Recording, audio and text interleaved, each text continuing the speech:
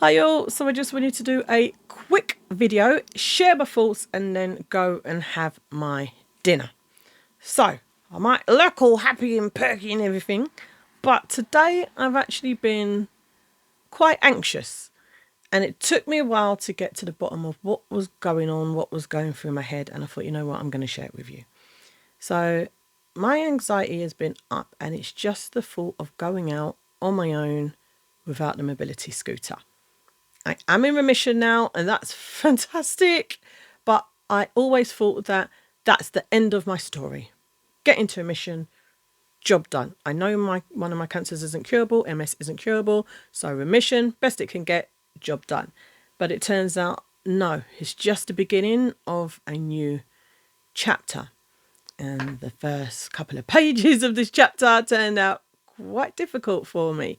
And it's getting around where I'm at now mentally. Physically, I know things are good. My markers are all good. My hemoglobin levels are good. I don't need blood transfusions anymore. And yes, I am able to walk a hell of a lot further without the aid of a mobility scooter, which I've been in for 5 years. Before remission, it was a case of just having a shower could be too much and I lose consciousness. That had happened. Changing the bed sheets, too much, lose consciousness. You know, silly things like that. I couldn't walk just to the bus stop. Couldn't do that. Getting across the road to get into a car sometimes was a step too far physically. That is what my body saw as exertion, or a great deal of exertion. Now, distance-wise, I can get one, possibly if they're close enough, 2 bus stops. That's the max I can push my body before I've then pushed too far and need to stop moving. But what happens when I'm going somewhere unfamiliar and I don't know the distance that I need to walk before I get to a point where I can sit down or a safe place? That's where the anxiety comes in. And that's why I've been feeling quite anxious, because I knew I had an appointment coming up tomorrow. And it's at a site that I've only been to once by car. Tomorrow I was going to be going by public transport, and I'm not 100% sure of where the bus stop is and how far the walk will be from the bus stop to that clinic. And the closer I was getting to that appointment, the more anxious I was getting about the journey there. I mean, that appointment has actually been moved to a completely different hospital now that I can get to, know exactly where I'm going, no problem, and I can do that walk. But I still had that build-up of anxiety in the first place. Plus, going out on Saturday, and again, by public transport, going to the other side of London. I'm going to North London, and I live in South East London. And I'm going to be going to a train station I've not been to before, to visit a friend, and I've never been to her home before, not where she's living now. And again, I'm not 100% sure of how far that walk is between the station and her house.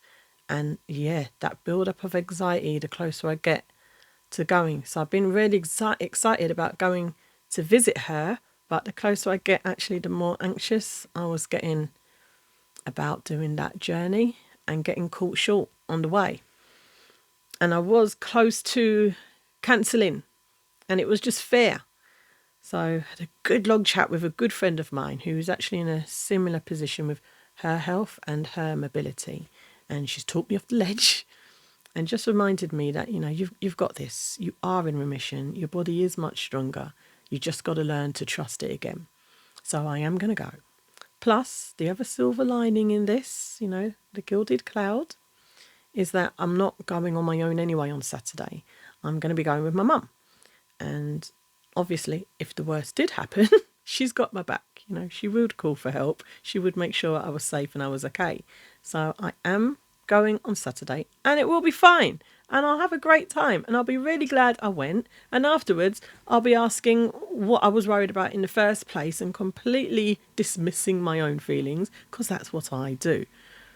But yeah, it's just something to consider, that someone going into remission or being cured or just doing better from any chronic condition isn't necessarily the end of their story or the end of the journey. And they may not necessarily be 100% okay with it. I may need a little bit of help along the way. And I just wanted to share that with you. So anyway, I'm going to go have my dinner now. Hope you're having a good evening and catch up with you all soon. Bye for now.